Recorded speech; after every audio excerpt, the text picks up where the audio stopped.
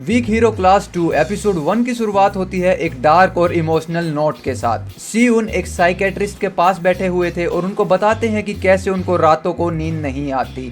हर रात उन्हें नाइटमेयर आते हैं उनके बेस्ट फ्रेंड सूहो के बारे में।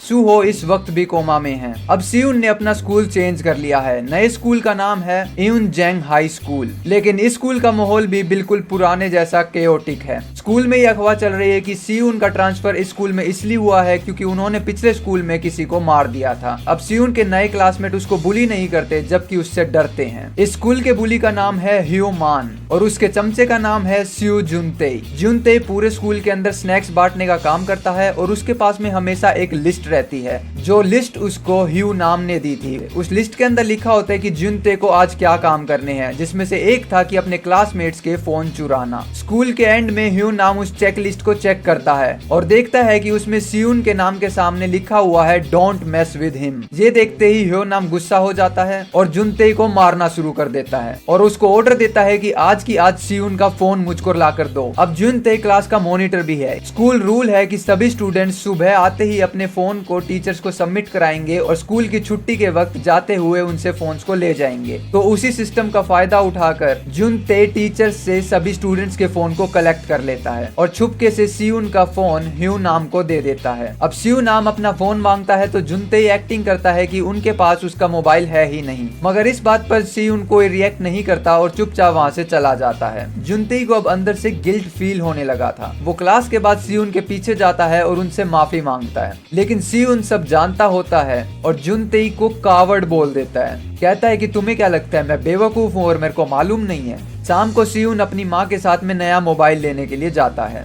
उनकी बातें होती हैं। माँ कहती है कि तुम दूसरे स्कूल में पढ़ने के लिए तो जा रहे हो, मगर मेरी तुमसे कभी ज्यादा बातें ही नहीं हो पाती। अगली सुबह सीउन हॉस्पिटल में जाता है सूहो को मिलने के लिए, जो इस वक्त भी कोमा में था। सीउन उसके सामने बैठता है, मैसेज लिखता है और अपनी फीलिंग्स को जाहिर करता है। जुनतेई को उसने कावड़ कहा था, लेकिन अपनी फीलिंग्स को एक्सप्रेस करते हुए वो कहता है कि उससे बड़ा कावड़ तो मैं खुद हूँ। अगले दिन स्कूल में सीउन देखता है कि ह्यू नाम और उसके दोस्तों ने जुनतेई को स्टेयर्स पे पकड़ लिया है। उसकी बैंड बज रही है। एक मोमेंट के लिए सीउन ये मान लेता है कि उन्होंने सब कुछ तबाह कर दिया और सबकी पिटाई कर दी, मगर ये सिर्फ एक इमेजिनेशन थी। ये वो सिर्फ सोचता है मगर ऐसा एक्चुअल में कुछ करता नहीं है और सीधा अपने क्लास के लिए चला जाता है। लंच के टाइम जुनतेई आता है सीउन के लिए लंच और स्नैक्स को लेकर। वो कन्फेस करता है कि मैंने ही तुम्हारे फोन चुराए थे और मैं इस बात के लिए काफी शर्मिंदा हूँ। मेरे पास कोई चॉइस नहीं थी, पर अब मैं कावड़ बनना नहीं चाहता। वो कहता है मुझको सिखाओ। जीउन सॉफ्टली कहता है क्या तुमने न्यूटन का थर्ड लॉ पढ़ा है? कोई एक्शन नहीं तो कोई रिएक्शन नहीं। शाम को जुनतेई अपने घर पे जाके न्यूटन का थर्ड लॉ अच्छे से स्टडी करता है। अगले दिन सुबह सुबह जल्दी स्कूल आ जाता है और ह्यू नाम का लॉकर तोड़कर उसमें से सभी फोन को कलेक्ट कर सभी स्टूडेंट्स में बांट देता है, वो भी एक छोटे अपोलॉजी नोट के साथ में, और फिर थक कर एक नैप लेता है। सीउन अब स्कूल आता है। उसके और स्टूडेंट्स में बातें चल रही थी